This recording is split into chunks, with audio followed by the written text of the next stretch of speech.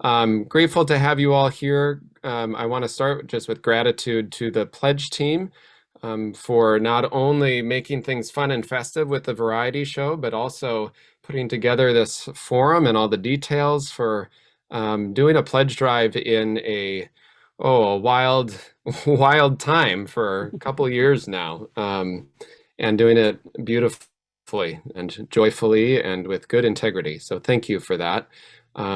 Glad to see you all tonight. I'll light a chalice here at my desk. If you have one nearby, feel free, or in your mind or heart, in gratitude for this community and for our time together. In gratitude for all those who use their creativity and gifts to help sustain this community. And in gratitude for always remembering that budgets, small ones and large ones, are always moral documents about what we value in the world and in communities. And all of these numbers add up to how we care for each other and care for this church.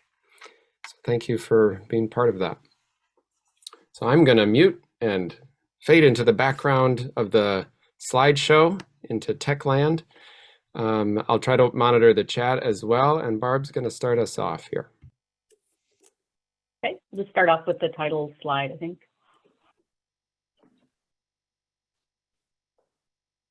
There we go. I see it. Okay, so welcome to everyone. I'm pleased to be here tonight with you, and I'm joined by members of the pledge team, Robin Taylor and Heather Hansen, and we'll have a brief update on the pledge drive that's ongoing, and it concludes next week on March 17th, St. Patrick's Day. So our theme, for the second year running is Tending the Flames, and that was a theme that resonated with us last year, particularly in the midst of COVID, and especially during these last 2 years. We even have our own original theme song, Tend the Flame, written and performed by Jane Foote. And if you've not already had a chance to see UU's Got Talent variety show, we encourage you to view it and see Jane's new rendition of that song that kicks off the show. So we're very grateful to Jane for her contributions there and focusing on that theme of tending the flame. So maybe we can go to the next slide.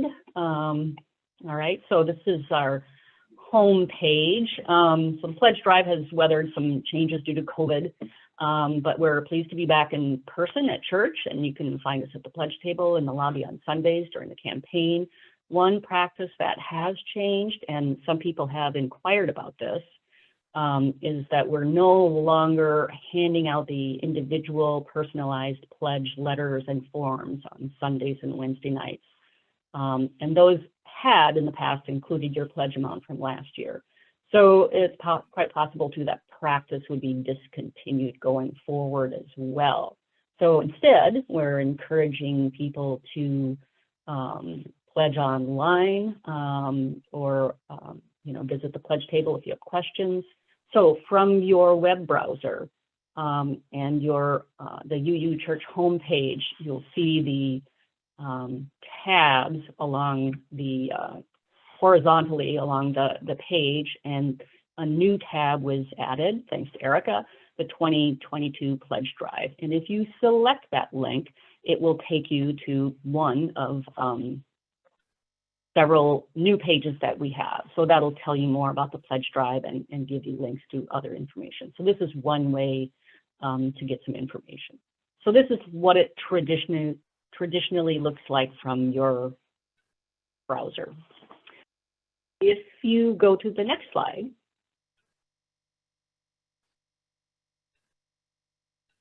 we have an alternate view. If you're on a mobile device, or if your web browser has been resized, you may not see those tabs horizontally across the page, but instead you will see in the upper left the 3 bars, also called a hamburger, and you can select that, and that will give you the same options that are provided in the tabs. And you can see here the 2022 Pledge Drive. Selecting that will take you to that same page that has it's her main page and has a letter and more links and information. There's also another link, Pledge Now, and then the online pledge form. That's just kind of navigational help to get you around the web page, or if you're using a mobile device. So pledging 101, why we pledge. So for anyone who's perhaps new to this practice, the pledge drive directly supports the church's operating budget for the new year beginning on June 1st. So we ask for your participation and support to continue our mission of nurturing spiritual growth and practicing justice, and carrying on from those who began this tradition since 1866. How to pledge? So there's basically 3 ways you can pledge. We encourage online pledging, but using a paper form is still available and very popular. So from the website, this last option, the hard copy form, you can download and print that paper form, or pick up a hard copy in the lobby, or choose one of the online options. So Realm is actually a preferred online pledging option for 2 reasons. Number one, it will show you your pledging history. And since we don't have the envelopes anymore, that's the way you can find it. You could also contact Connie directly and she'd be happy to help you. 2, another reason to use Realm is if you haven't registered already, it's a good idea to do that, because that helps populate the church's membership directory. So you get kind of double benefits from using Realm. The third option is the online pledge form, which is just a simple web form, easy to use, also available. So encourage you to use, whatever form you are most comfortable with, and online pledging is encouraged. So next, we want to address the question sometimes is, how much should I pledge financially? And with that, I'll turn it over to Robin. And I think the next page, we have a little bit more info. Sure. Well, obviously, deciding how much to pledge is a very personal decision for you and your family. People say that it's easier to talk about sex than it is to talk about money. So you're going to consider, how much your family makes, what your needs are, and the importance of your church, the church in your lives. And there's a big spectrum. Maybe you grew up, in a family that tithed at an evangelical church, and that would be giving 10% of your income. Or like my husband, belonged to a temple that required the same amount of dues, whether you were rich or poor. That was what you did. But we have a UU suggested fair share giving, which would be the next slide. And consider this a conversation starter. Just take a look at where you fall, and it's something to talk about with your partner, if you have one, what your financial situation is, and consider it something that should be reevaluated over time, because everybody's circumstances change and everybody feels differently. What we hope is that you'll consider doing a planned monthly donation, because that helps us with the budgeting. But not everybody is comfortable with that. My mom never was. She liked to, my mom was at the bottom of this annual income, and she liked to give her $5, folded over every week when she went to church, and could never talk her into actually pledging. But anyway, think of that as a conversation starter. We have no idea how you pledge. Connie knows, and all that information is personal. We love you, whatever you pledge. Next slide. So we just wanted to give a little overview of what was pledged last year and then our progress to date. So this goes over last year's giving, and you can see that we had 87% of our pledging units, which is membership units, sounds very metrics based here, 87% pledged. And we hit our goal. We surpassed our goal. We hit 103% of goal. You can kind of see here the ranges as far as a monthly pledge.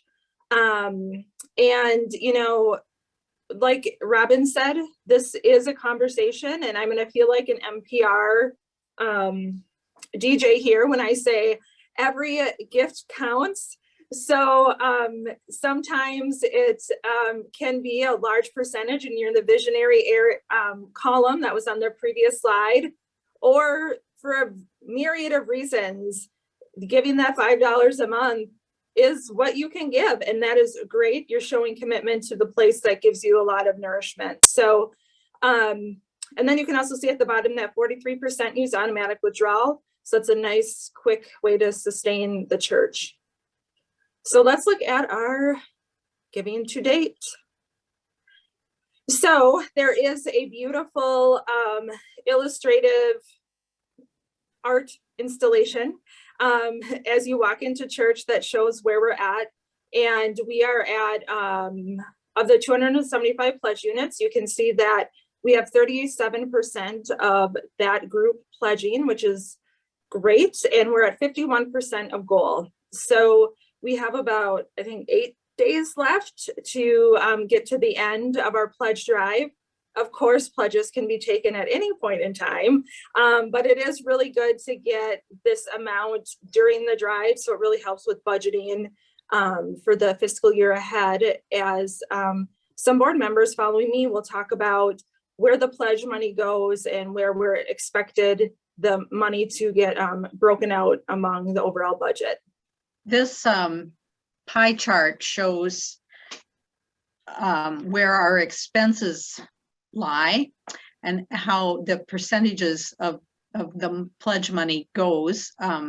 As you can see, 71% goes towards the staff and minister, and this is to be expected in a church of this size. That is quite a normal number for a church of this size, that the bulk of the money goes towards staff and minister.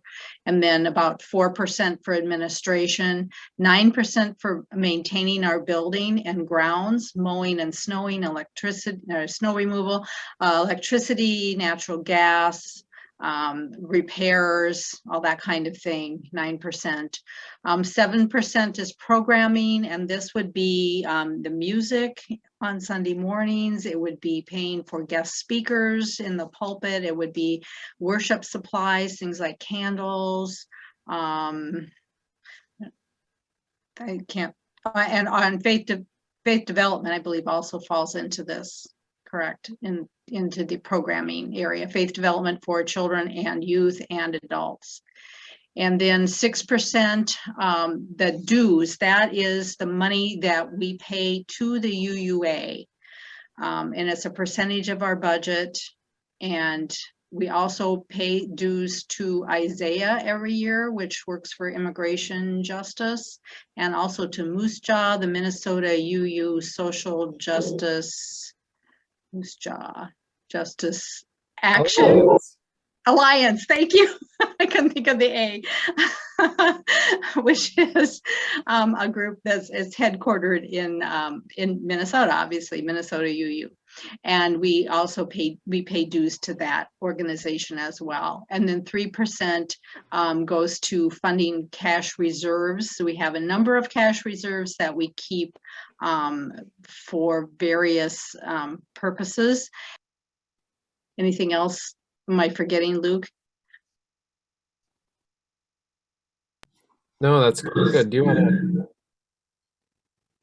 want to talk through this one? Or Connie, do you want me to introduce it a little bit? Yeah, why don't you go ahead, Luke? Sure. So there are a few different ways that the UUA, our national association, invites congregations to consider their budget planning. And one of the more prominent ones in the last several years, probably decade or so now, is to remember that your budget is to support your mission, and to look at all of your resources and investments through that framework. So looking at ministry areas of welcome, community and caring, spiritual growth for adults, worship and music, social justice, children, youth and families, and then program coordination and support is one way. There are different ways it can be framed. So for example, all those same numbers, this is the same budget, all those numbers are just put in a slightly different frame. And then all of the hours among that big 71% of personnel, staff, minister expenses are then divided into what percentage of those positions are focused in these different ministry areas. So taking like the total number of hours that you invest in staff, then how are they divvied up among these different areas? So just another way to look at it, and a reminder that investment in people is an investment in programming and support for the church in that way. And the largest one there, program coordination and support, is a combination of both hours of administrative staff, but also then those other aspects that support the programming, like the building and grounds, administrative communication stuff, technology, all that sort of stuff as well. So just another way to look at it. Back to Connie for this one, I think. Well, this is pretty self-explanatory, or certainly visually striking, maybe I should say, because we are self-funded. And I think that's a really important message. 92% of our money comes through pledges. So the vast majority of the money that we get is from our own members and friends who value this place and put their resources towards keeping it going. And I think that's rather striking that 92% of our money comes from our pledging members and friends. 7% donations, and that is the Sunday morning offering. And it's also the auction is probably a pretty big piece of that 7%. And the auction will be coming up on April 30th. So that's included in that 7%. And then the other income is things like interest, dividends, from stocks that people donate for their pledges. And also it includes building rentals. So that's a very small percentage, that 1%. So the vast majority comes from our members and friends. Anne, did you want to speak to this one? I know Rob, our treasurer, couldn't be here tonight because of some work things. So as our board officer, maybe you want to address this. So what we've been hearing in the news is that generally, and this is even before the outrageous news from Ukraine, that overall inflation has gone up around the country, around the world. A lot of this is due to circumstances that you are all very, very much aware of. And so we were looking at the reality that just the cost of doing business has increased. The idea that the garbage removal and the snow removal and buying paper, all of those things that go into the behind the scenes operation. And also because we have made a very strong commitment over these past few years to making sure that we pay our staff a fair wage, and the UUA has guidelines for staffing salaries and benefits that are appropriate for a church of our size, both members and budget wise. So as you look at the New Year's budget, as the slide shows, we have this proposed increase of 6 to 7%, trying to keep it within inflation, but also looking at the kinds of things that we may be undertaking from between June of this year and through May of next year. We like to do more special events and speakers, especially now that we are regathering. Our committee has done an absolutely amazing job in 2 years of distancing to bring us together, but maybe it's going to be fun to be able to regroup. We have some trips planned, and so obviously when scholarships are paid out for various activities, we need to replenish those budget line items. As I mentioned already, we know that there will be increases in some of the basic needs of running a building. And as Robin pointed out at the Joe and Robin show, which was so great. And if you haven't, I'm going to echo what Barb said. If you haven't watched the talent show, go watch it. And if you've watched it, go watch it again. But really, we have an absolutely amazing staff. We want to keep that staff, and we want to make sure that they are comfortable in their lives with a wage that is fair and just.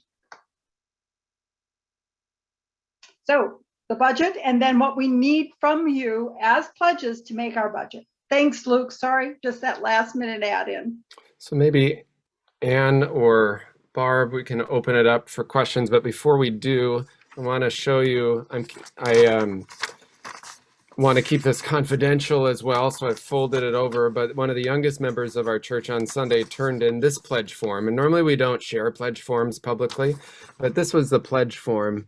They are pledging a hug to their church. So I think we could all agree with that post-pandemic, the ability to be in person and together and less distanced. Hugs from our youth and children are good things. So that's good. That's one way to pledge as well. So maybe Barb or Ann, if you want to open it up for questions on anything we've discussed so far, or things maybe that folks were wondering about that we didn't cover. And I'll watch the chat. You can use the chat or unmute to ask questions. Now, I know you are all good UUs, and I know you tend to be introverted. I have But a question. this is money. So raise your questions. Kathy, go for it. I don't know if this relates to budget or not, but in past years, every 3 years, we've had a line item for the directory. Realm was supposed to take the place of that, but we haven't done anything with Realm. Do we have plans for that?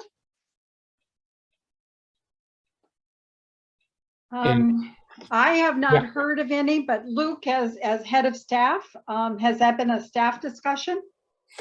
In February of 2020, Erica and I had a staged tables and help desks that were going out. It was going to be such a big Realm push, and then March happened. But I think, yes, as we've slowly gone through, I think that's still on our radar of something we'd like to do. Re-engage folks that haven't either signed up or logged in at all, have a help desk out. Erica is here on Sundays now as part of our worship tech anyway, so it makes it a little easier logistically. So that's the hope, is to use Realm for the investment it is and all its capabilities. So I'm hoping that'll be maybe a little bit this spring, and then as we move over summer into fall and folks start coming hopefully back in more, at least what we become a new kind of regular way, we can engage folks more deeply with that. That's a great question, Kathy. Okay. I just got a quick question. We've only mostly been members during the plague time. And in the before times, is there much rental income? I noticed that there's 1% for other income. And I was just wondering if in normal times, do we have any kind of rentals or fees for weddings or anything like that? Well, we certainly had a lot more rentals in the before time. And a lot of our rental income comes from piano recitals. And of course, that totally dried up last year. I think we didn't have any at all. And we've had some this year. It's starting to come back a little bit. We don't tend to have weddings. We don't have the beautiful space for weddings, so we don't tend to rent for weddings. It's mostly piano recitals and a few other things. So it is certainly down from where it was before. Okay, thank you. I wasn't sure if it was ever a significant part of the budget. I've got a couple of questions. First of all, I'm struggling with the plate money. Should we count that in our pledge, or should we leave that outside of the pledge money and consider it two different pockets for money? Now, I've always thought that the pledge goes to the general overall running of the pie chart showed the administration, the salaries and so on in the building as the majority of the pledge money is for. And I always thought of the plate money as something a little different. It goes towards local needs. And as local needs come up, someone announces this Sunday, we're going to give half the plate money to this event or that consideration. So should we count that outside of our pledge or not? That's a tough one for me. I do. I mean, like again, the only times I give is when there is a social justice cause that I'm supporting. I also support those organizations outside of the church, but yeah, but I've been introduced to some through that. So yeah, that's just an addition, and so I consider that how much it has to be part of the consideration. So yeah. So you do count it with your pledge or not? Oh no, I mean Okay. That's usually 2 separate amounts is fine then. Well, I mean, like the pledge, I definitely, the church knows it's getting the stuff I put in the plate, Yeah. I see the pledge as a promise to Right. the church of how we'll support the general overall functions of the church with our money. Yeah. I have another question, mostly for Luke, if he's still around. I sure am. I'm here. Okay, good. Are the staff aware of their contributions to the goals? For example, you showed us in the pie charts and so on, where each part of the staff is allocated. And I wondered if the staff are aware of the goals for the year, because when I was working, I found it was like a huge dawning on me when I found that once my staff knew what they were responsible for in the budget, they worked even harder and they were proud of their contributions. And so they were also accountable. So that helped when it was time for evaluations to show them, okay, this is what your department is supposed to produce, and here's how you did. So it was a wonderful opportunity for praise and discussion. So I wondered if that was going on here, which I think it probably is. Yeah, short answer is Luke. yes. We on staff know kind of where they have budget responsibility for their certain area, as well as flexibility, knowing Yes. that we purposely build in some nimbleness so that we can be creative in our programming and allow folks some agency in their staff responsibilities to say, your general job is to support the spiritual development of children and youth. And Yeah. here's some money to do that. And here's what we've traditionally used that for, whatever, but there's some flexibility in there. So I would say yes, in general. I think the staff is aware, and we're just mindful. We check in through, as we said today during staff meeting, the anxious month of pledge drive. Like, is the money going to come in? What are we going to do? How are we going to, you're just waiting to get reports from Connie on it. And so I think they're aware of both that financial aspect to their jobs, but also the creative agency that comes with it. I appreciate that question, Kathy. Yeah, I like how you Good. framed that. Wonderful. And I have one personal request. Now, next year, Luke, I would like you to sing maybe, 5 or 6 times when it comes to our pledge drive talent contest. Because you I'll do what need I to can. sing. Very good. I'll take your request under consideration, Kathy. Okay, good. So is there some place that we actually, see how the money this year has been spent? I mean, where it's gone, and is there some place that, the salaries and the hours are, we have that information? I believe that's listed in the annual report at the annual meeting, those line items. And Connie, you can say a little more about that timing of when things are shared and how. Well, I prepare a monthly report that shows income that's come in during the month and year to date, and expenses that is shared with the finance team and that is shared with the board. I would share that by request. If a member wanted more information, I'm certainly happy to share that, but we do the end of the year stats that we put that you want once the budget year wraps up, so you can get an overview of where the money went and what money came in. And so that is shared at the annual meeting or shortly after the annual meeting, because the annual meeting lately has been too close to the end of the fiscal year for me to get it prepared in time, but it's ready shortly thereafter and can be had upon request. And I think well, in the before times, I know that we even had it printed and available in the lobby for people to pick up to add to their annual reports. So where are we standing now with current budget? I mean, are we going to have a surplus? Are we going to have a shortfall? I mean, as far as, know what salaries are promised and things like that. I know you don't know exactly how much going to be utilities or whatever it's going to be, but. Yeah, I would say I always am hesitant about predicting, but I would say at this point we're probably on track to have a surplus this year.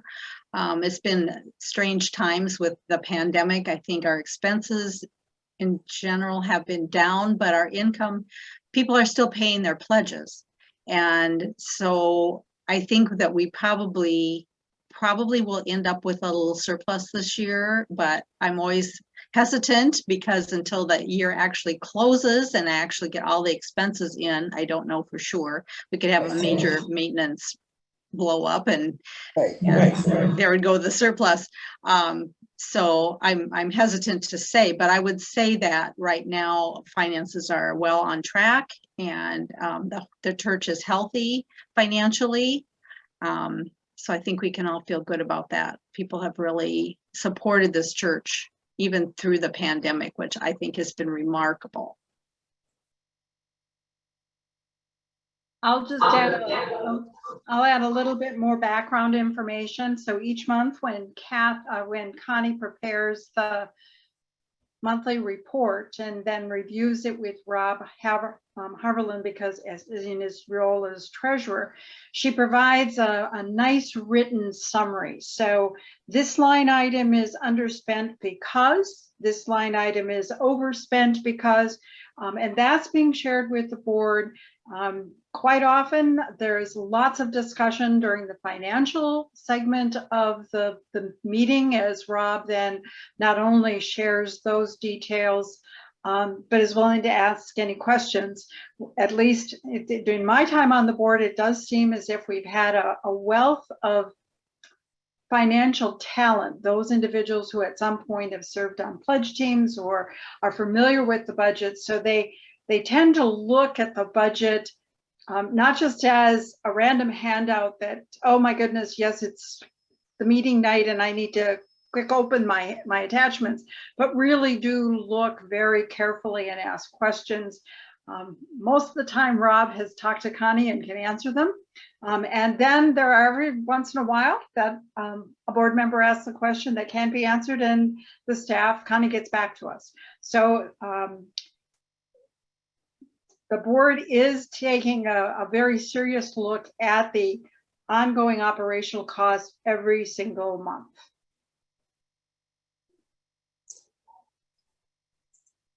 I haven't seen that in the minutes, but okay, that's good.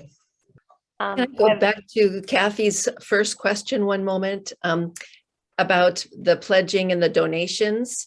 If you are paying your pledge, when the ushers make their collection, just to make sure that you write pledge on that check, because otherwise it's considered extra and we have no way to, to trace it. So I just wanted to mention that.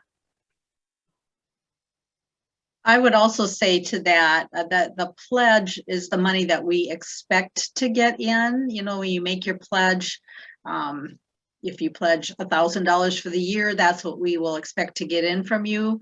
And the plate, we don't ask individual people what they intend to give to the plate. So it's highly variable, and it's what you can give and how you feel about a particular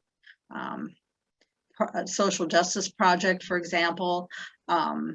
So we don't have any way of predicting. I mean, we make a guess for the budget, what we think will come in for that, but the pledge figure is a more exact figure than, so they are really two separate things. And also we have visitors that come to the church and that do not, and you know, people that don't make a pledge, but they do, you know, they will put money in the plate to support the church when they're visiting, for example. I noticed that that you were talking about a 6 to 7% inflationary amount, and I noticed that I think it was $548,000 for anticipated, or the pledge budget. Does that reflecting that 6 to 7% more than this year, or I was just wondering how that $548,000, how much more is that than what there was pledged for this year? If that was clear. Are you budgeting for a 6 to 7% increase in pledges? Is that what you're having in the budget? Connie is nodding her head, yes. Yes. Oh, okay. I would say, I'm not sure. I was waiting to see if somebody else wanted to answer that, but I would say yes. And I don't have the current budget in front of me. So Connie, can you give us this year's budget amount and what we would like to project for next year? Well, this year's budget is $628,660, but the pledge amount of that is $517,035. And this year we're hoping to get, so that looks like 500. Let's see, we have a proposed budget of 590,000. Yeah. You said. Well, okay, that's Yeah, Yes. 593. that's There are two things, I think, Connie, I remember you telling me yeah. that went into that. One was because of surplus from last year, some of those Right. funds were put into replenishing some funds, some to building our future, et cetera. There was also $10,000 from some other funds that went into a budgeted line item for major organ repair. Right. And by organ, I mean like church organ, not like bodily organs. So major organ repair this year, there's like collapsing pipes and all that stuff. So it made the budget look a little different.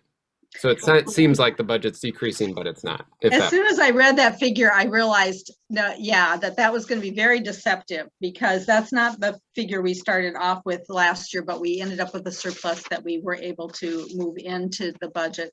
So I think that the answer is that the 7% is in the pledging line. We're hoping, you know, and if if we can increase the pledges by about 7%, we will be able to make that $593,000 budget. okay. Thank you. Does that answer it? Yeah. Yes, it does. Sorry about, yeah, that was kind of confusing. And I think Karen had a question. Karen, oh yeah. Yeah, I'm here.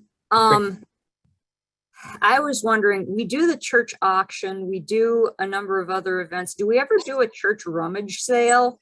Yes, we have. We have? Yes. I don't know who wants to. So the Clara Barton Guild held a rummage sale for many years, and haven't since pandemic days. But yes, I forget. Connie might know more specifically about income generated. I know several people on this call have participated in various levels helping out with that. Probably about everybody in some way, but. Yeah, Kathy is a good person to ask, because they were all set to go with the 2020 rummage sale, and which was supposed to be in April of 2020, and of course it got canceled along with everything else. But this is a separate has been a separate program from the Clara Barton Guild and not money that goes into the church operating fund. And the guild has their own budget, and they do support projects and have in the past supported many projects in the church through the proceeds from the rummage sale. And at one time we used to have 2 rummage sales every year. So yes, we have had rummage sales in the past, and I don't know what the future will be with rummage sales. I think that'll be something for the Clara Barton Guild to decide. So we're right at about 7:15. We can go for a couple more minutes if there are other questions before I turn over to Barb. Does anybody, Luke? Yeah, go ahead. Can somebody answer what the difference in the number of pledge units have been, or how that's looked over the last 5 years? I think it was mentioned that there were 275 units now. So how does that? That's 275 hopeful units. That is, all of the members and the past pledging friends that we hope to get a pledge from. We know we won't get 275. I think the number last year was 244 pledging units. Okay, but I guess the question is, you're saying we have 275 pledge units. Potential pledge units. Right, potentially, yes. So yeah, I'm not asking about the number that did pledge, but how has that number changed over, the last 5 years or so? You mean, has it gone up or, Right. Well, we haven't always had 275 pledge units. I mean, well, we don't have 275 now. We only have, that's just our potential. But that's the number that receives the information on the pledging. Are you wanting to know how many people have actually pledged over the last 5 years? I mean, No, it's No. stable. It's been very stable. 241 to 248, 243, 244. Right. What's our membership right now in terms of pledge units? That's the 275. Right. Okay. So how has that changed over the last 5 years? I don't have any way to answer that. I don't know, because it actually changes. It changes almost weekly, I guess, that number. I mean, as people leave, people die, new members join, it's kind of a constantly changing number. It's changed since the beginning of the pledge drive because we took in some new members a couple of weeks ago, so they got added in. Well, would you say the membership stayed pretty stable then for the last 5 years, or gone up or down, or? I would say it's been pretty stable, I guess. I mean, it's been kind of weird times, hard to take in a lot of new members. Well, the last couple years, yeah. That's why I said going back 5 years, to get an idea. Because yeah, we could certainly look at annual reports for those membership reports. Obviously, we have that information that goes back years and years. And yeah, overall, we've been stable. I think the most recent certified number was like 368 in terms of adult membership. Of course, that we added some new members a couple weeks ago. We've got, I think, 4 more joining this week. So yeah, it fluctuates a lot, but I would say mostly it's been pretty stable these last several years. I was just looking at pledge units these last few years, as Connie mentioned too, 244, 243, 248, 240. So right in that 240 range of consistent pledge units as well. So as I talk with other colleagues and congregations around the country who are navigating all this too, those numbers are complicated, and the stability that we've seen here, both in financial health and in membership, has been quite impressive. I don't know, nourishing, good, stable, astonishingly stable compared to what many congregations have been going through. So that's a testament to the type of community that this church is, and their sense of generosity and stick it through it stick through itness over these last few years. And so any other questions in the chat? Were there other questions, comments, wonderings for the pledge team or me or Connie or Anne? Well, if you have additional questions about the pledge drive itself, your pledge team can answer those at the table or through email online. Pledging logistics, of course, and budget questions can always go to Connie.